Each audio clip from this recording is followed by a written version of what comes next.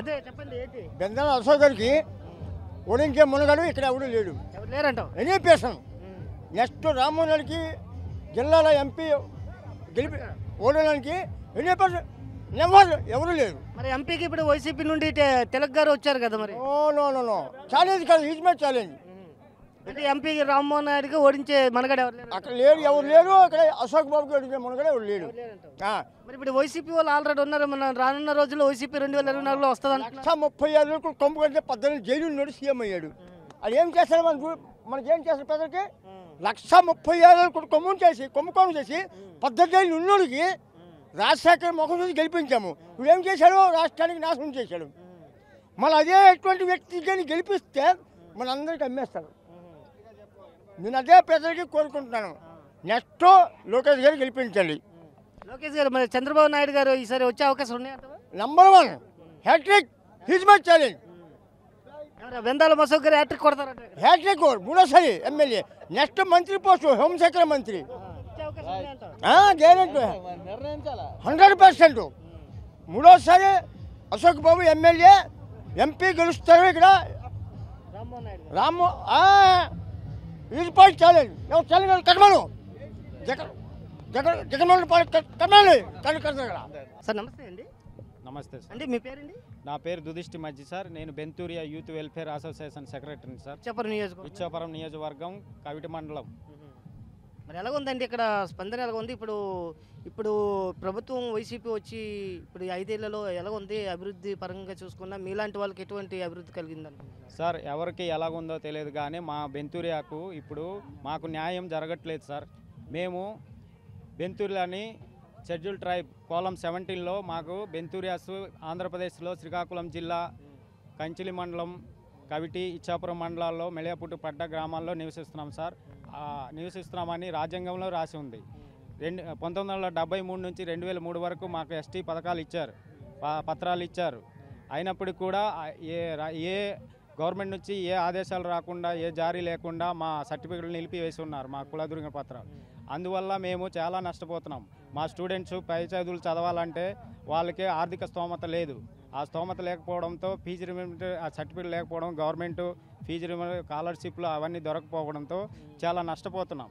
మా పిల్లలు ఆ విధంగా నష్టం పోతే మా పెద్దలు కూడా గవర్నమెంట్ నుంచి పథకాలు కూడా అందట్లేదు. ఇప్పటికి జగన్ ప్రభుత్వం వచ్చి మాకు హామీ ఇచ్చారు. హామీ ఇచ్చి 2 సార్లు కమిషన్ రిపోర్ట్ కమిషన్లు వేసి బహిర్గతం చేయలేదు రిపోర్ట్లు. ఇప్పుడు కూడా 4 సంవత్సరాల 10 నెలలు అయిపోయింది.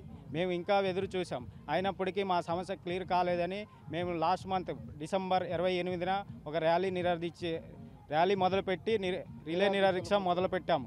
ఇప్పటికీ ఆ మొదలుపెట్టి 45 రోజులు గడిచింది. 40వ రోజుకి చేరుకున్నాం ఈరోజు. అది కవిటి మండలంలో చేస్తున్నాం.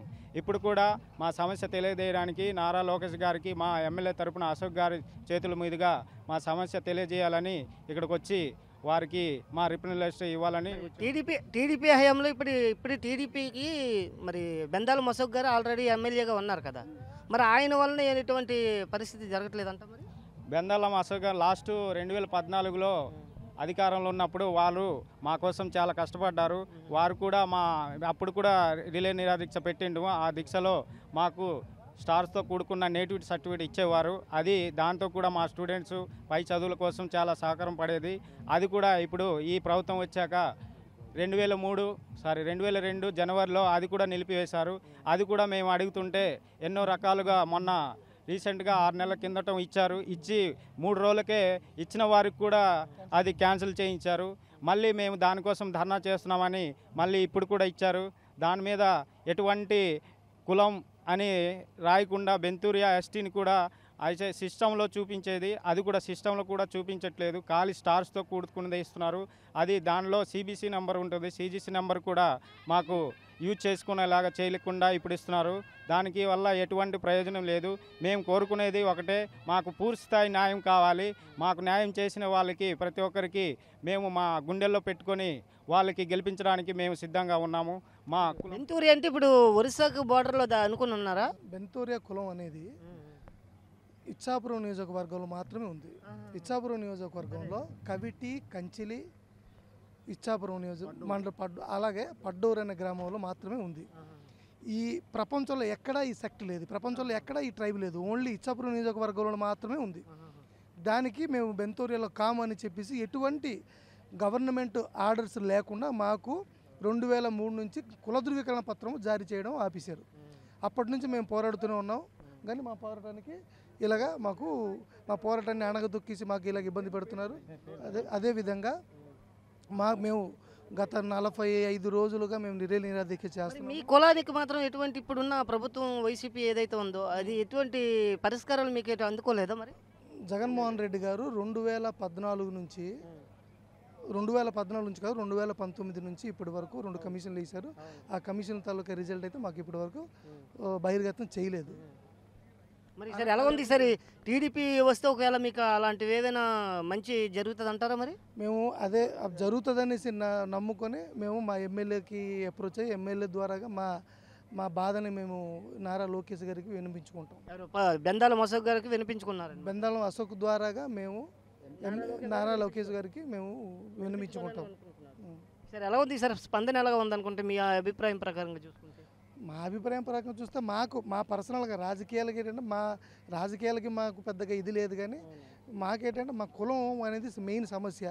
చాలా జనరేషన్ వాళ్ళ భవిష్యత్తులో కోల్పోతున్నారు, చాలా ఇబ్బంది పడుతున్నారు. పై చదువులు లేక జగనన్న విద్యా దీవెన కానీ ఫీజు రీంబర్స్ కానీ వాళ్ళకి చెందక చదువు మధ్యలో ఆపేయడం ఇలా చేసి చాలా ఇబ్బంది పడి మా పిల్లలు మా నెక్స్ట్ జనరేషన్ వీళ్ళు మొత్తం ఏం చేస్తున్నారంటే చదువులు అర్ధంగా మానేసి వాళ్ళు హోటల్లో కప్పులు కడుక్కోవడం రకరకాల ఇబ్బందులు వాళ్ళు పడుతున్నారు. అంటే ఇలాంటి ఇబ్బందులు అయితే ఇప్పుడైతే ఉన్నాయంటే ఈసారి వచ్చే అవకాశాలు ఎవరికి ఎక్కువ ఉన్నాయి అంటారు? ఇప్పుడు వైసీపీకి ఉన్నాయి అనుకుంటారా? టీడీపీ జనసేన పొత్తుతో ఉన్నాయి కదా, వీటిలో ఎవరికి వస్తాయి అనుకుంటున్నారు? మరి ప్రజలే నిర్ణయిస్తారు. ఇక్కడ ఏంటంటే మెయిన్ మా కులం సమస్య గురించి మేము వచ్చాం. మీకు కులం విషయం అయితే చూసుకుంటే చాలా దారుణంగా ఉందనుకుంటున్నారు. మా కులం చాలా చాలా దారుణంగా ఉంది. ప్రతి ఒక్క శక్తికి ఏదో ఒక జాతి ఏదో కులం ఉంటుంది. మేము బెంతూరిగా మా తాతలు బెంతూరియాలు, మా నాన్నలు బెంతూరియాలు, మా వరకు వచ్చేటప్పటికి మాకు ఎటువంటి కుల ధృవీకరణ పత్రాలు ఇవ్వకుండా 2003 నుంచి ఆపేసి మాకు సామాజికంగా చాలా చిత్రహింసలు చేసి మా విద్యార్థులకి మానసిక న్యూనతకి గురి చేసి మా ఎటువంటి పథకాలు అందకుండా చేసి చాలా ఇబ్బంది పెడుతున్నారు. దానికి ఆ విషయాన్ని ఎమ్మెల్యే గారి ద్వారాగా ఎమ్మెల్యే బెందాళం అశోక్ గారి ద్వారాగా నారా లోకేష్ గారికి మేము వినతి పత్రాలు. తర్వాత ఇంకొకటి ఉంది సార్, అంటే మా బెంతోరియాలకి పిల్లల చదువు దగ్గర కేస్ట్ లేదంటున్నారు. కానీ సర్పంచ్లు రిజర్వేషన్ వస్తే పోటీ చేయమంటున్నారు, వార్డు మెంబర్కి పోటీ చేయమంటున్నారు, ఎంపీటీసీకి పోటీ చేయమంటున్నారు. అంటే ఎంత అన్యాయం అంటే రాజకీయం పరంగా మేము పనికి వస్తున్నాము కానీ చదువుల దగ్గర వచ్చినప్పుడు పనికిరాము.